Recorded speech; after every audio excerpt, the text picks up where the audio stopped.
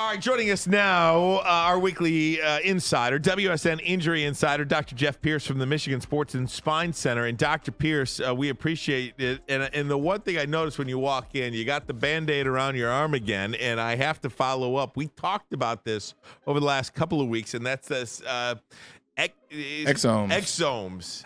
I have a hard time saying it, but how do you feel? What is going on? And for people that are just hearing about this for the first time, tell us about this exome situation. Then I want to get to Rod Moore. Basically setting you guys up. No, I mean, we talked about it. I mean, you talk about Michigan Sports and Spine, who I've been over the years. We try to be cutting edge. So very big in regenerative medicine. We've heard about PRP. We've heard about stem cell. A lot of it I've coined it as a whole food of medicine. And now there's something called exosomes. It's been around for a while, very big in Europe, outside of this country, with great results. So I decided I wanted to start doing it myself before I start pushing it on my friends and patients. And like we said, who's candidates? Pretty much anybody that's had an injury or seen therapy or played professional or any real competitive sports. But what about just people that want to stay young? There you go. That's the rest of the population. Right? I mean, majority of the population, to be honest. Does it have benefits for that if you're just trying to? To be honest, I mean, it's at the cellular level, not to get too detailed. So I've coined that it's kind of like a battery pack with signaling. So it's something that we've taken from the placenta called Wharton's jelly, which is day 0, right? So the baby's formed. We talked about this a little bit last time, so I won't fully repeat it. But think about the baby being born. It's the most amazing thing ever done. We can do all robotics and AI and all that, but creating life. Yeah. AI still can't create life. No. We still got one up on AI. But what you're doing is you're taking those cells that are left over in the placenta and utilizing them, because there are a billion of cells, a nanometer, which is very, very small. It's like 100th of a hair follicle. So you're going from there. So I got just injected for the second time. I got first injected in 2 weeks. To be honest, I mean, I don't want to push it or mislead anybody, but I've had back pain for 45 years. Mm-hmm. I got blown out as a 10th grader in high school. Blown up. No Diddy. No Diddy. Yeah. No Diddy. Just keep going. No Diddy. Go that way. You were the couple of So kids I got up undercut in high school basketball. Okay. Didn't walk for like 2 weeks. Saw one of the doctors, was the biggest name in spine. Then told me there was nothing wrong. So I've had back pain for 45 years. Wake up real slow. Got to stretch. Take a half an hour to get moving. Since I've done the injection, I kind of pop out of bed. Maybe a little soreness if I was working out the day before, but nothing like I had before. It's incredible, man. That's what it's all about. Other thing is that they talk about brain fog at my age. I don't know if you guys are feeling it, but I didn't think it was real. But just the clarity is a little bit better too. So I'm not sitting there jacking the hammer yet, but 2 more weeks, if I feel this much better, we're all going in for a day. I'm in. For the people on the chat, what's the ticket on this situation in terms of we're not going to talk about that yet. Oh, okay. No, it's not cheap. The thing is Right. to extract it and purify it, and what needs to be done to make sure that it's all clean, because there is a huge, we can go to the lab and the $1 million machines that are counting it and making sure the concentrations are there. It's not $100, put it that way. Got you. And insurance doesn't cover it. But the thing is, like, I just talked to one of my patients who's a big promoter of Michigan Sports and Spine. He's done PRP. He's sent his daughter. He's sent his employees. Has a big company, a lot of employees. He's sending them over because of the results he has.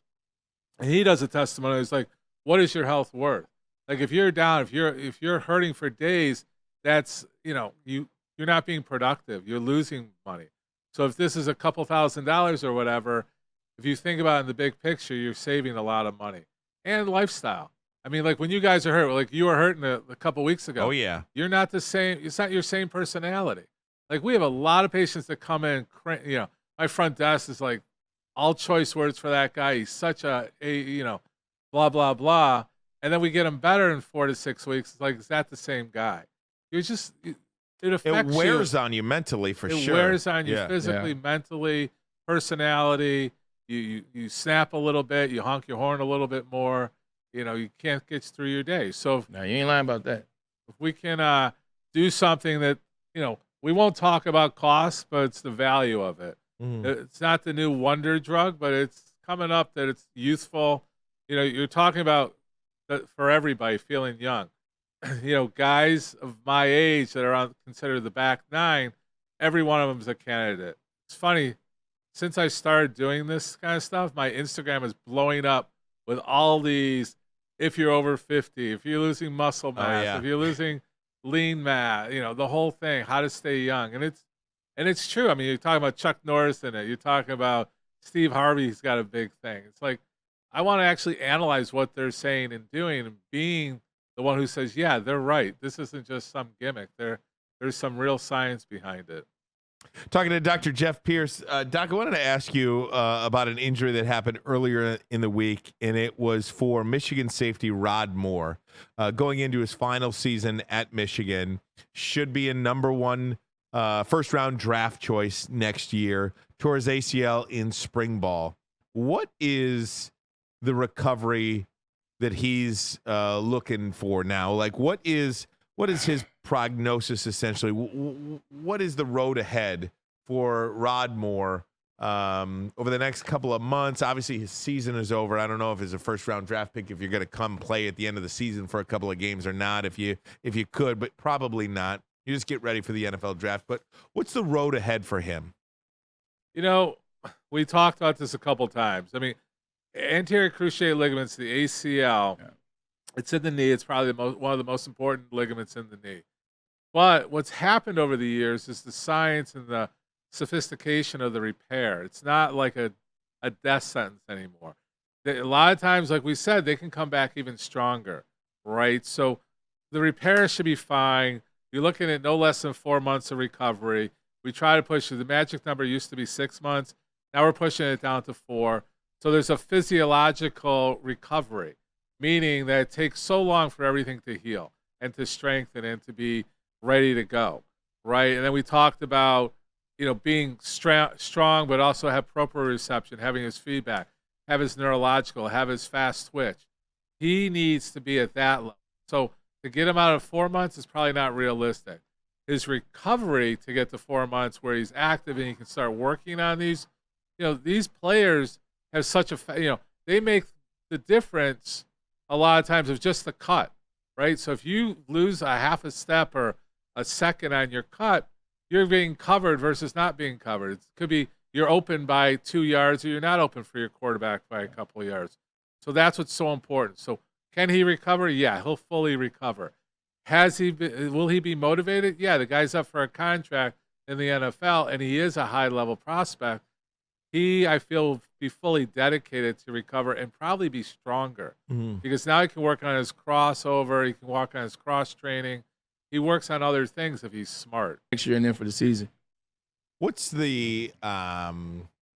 is the likelihood? There's an NFL general manager, Mike Tannenbaum, Braylon's old general manager, who has a saying: if you're an injured college player, you're going to be an injured NFL player. What is the likelihood of something like that? And do you buy into that? You're shaking your head. There's injury-prone players, and that may be what he's trying to refer to. We're taking them out of context a little. But no, you can't. You can't say that. No. I mean, your number one risk factor for an injury is a previous injury. I will put that up there. You talk about a smart, committed player, it's more on the mentality. I see players that have been injured in high school or in college that have more grit because they want to get through it. So there's a personality, there's a mental that guy's even stronger. If he's able to recover and recover stronger, then you're picking on his personality, which is a positive, right? You have guys, look, there's a ton of people we don't know, we can't talk about that are in the other leagues, the playing overseas, that didn't have the grit to get back, or the guys that just, I don't want to say it, but working at Target or Walmart because they didn't have the mental strength. They're like, I'm defeated. In today's medicine, you're not defeated anymore. You're more mentally defeated. If you have the skill, the injury won't stop you from it. I can't agree if he wants to say they're more injury prone because they're not committed, and that's a personality flaw. But a physical flaw, usually that's not the case. You can't just assume if they're injured in college, I'm not taking because there's a good chance they're going to be injured in the professional. They are going at 100 miles more an hour, but I mean, I guess if that's his philosophy, you can find science to back that up. But you still have to evaluate that individual, and you have to evaluate their grit to return, I think, more so.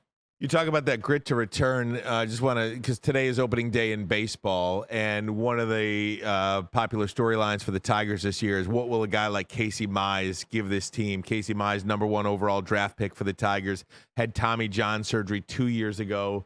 He was out all of last year, and he has been really, really good this spring training and is up with the big club and back in the major leagues. Tommy John surgery is, we used to see those big scars on the elbow from these guys. We don't see that huge scar anymore. But the impact that surgery has, it feels like more and more players are having a lot of success after that specific surgery now. Again, it's a popular, like the ACL, the Tommy John to baseball. It's where the money's being spent to improve the quality. Like you say, the scar. We're doing minimally invasive things. What does minimally invasive mean? It means there's less disruption to everything around it. Before, it's like make an opening, make it wide so you can see everything. Now there's such good equipment, they can see pretty much everything in a smaller amount, right? So the less disruption you can have, and there's different degrees of Tommy John surgery. If you have a complete tear, a complete tear. How it's tacked down, how much you're going to disrupt in between, the layers, the recovery. If you have less disruption, that's less rehab you need, and you're quicker. It's all about that, what we call minimally invasive, so that's working well. Is he going to be prone to another injury? If he's smart, he's got a good trainer and a good physician, they train him where we have the science to understand you're ready. It's not like, hey, do you, like back when Braylon, hey, you feel good? Yeah, I feel good. Pretty much. Can you cut? Yeah.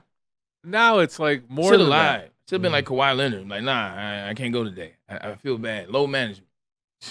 Career would have lasted long. That's a different story. Hey, Doc, running out of show here, but final thing for you.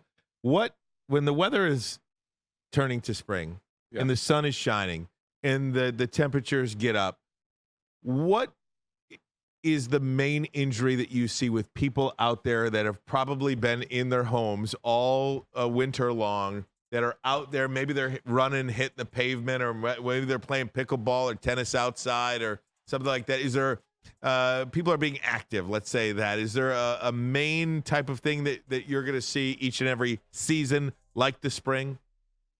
A lot of times it's related to flexibility, right? So you talk about back, hamstrings, glutes. It's usually lower body stuff mostly because they're excited. Like I'm excited. I'm thinking about going to play tennis or something after. Your hamstrings are a little bit tired. How good have you been in the off season? Michigan isn't known to be very proactive when it's not nice weather out, and they want to go from 0 to 100. So a lot of times it's lower body stuff because you are tighter. Your Achilles are tight. Your calf muscles are tight. Your hamstrings, your buttocks, your back. It's a lot more of that. That's why you got to get in the gym, Doc.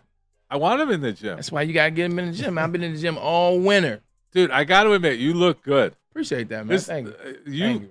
Are you coming in this 2024 a little bit better than 2023? 2024 better than most of these years, man. You're talking about, I've been back on a workout regimen. I'm 5 days a week, no days off. Like a fine wine over here. Gets better with age. Eating any BS, man. I'm waiting for the golf year. That's what I'm ready for. You won't see Braylon in here when it comes to golf season. Well, yeah. So I got to ask you, and the mornings, and the people want to know what clicked in your head that says this.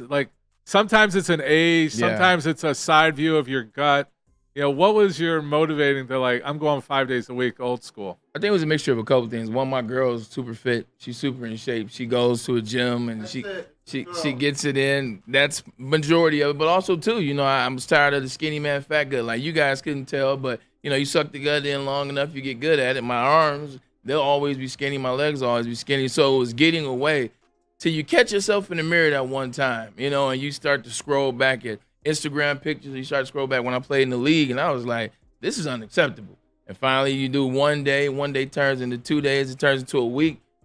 As a former athlete, once you get to week 2, it clicks and you're good. But it's just getting to that second week, I think. But yeah, you look at the past, I'm like, I'm 41. Okay, I'll be 41 when I first start working. You're still not on the back nine. Exactly. Right. So that's no, why I had he's to on get the together. front nine for sure. Okay. Dr. Pierce, we appreciate you, man. We'll talk to you next Thursday. And again, if you want to find Dr. Pierce, the Michigan Sports and Spine Center in Livonia, MichiganSportsandSpine.com.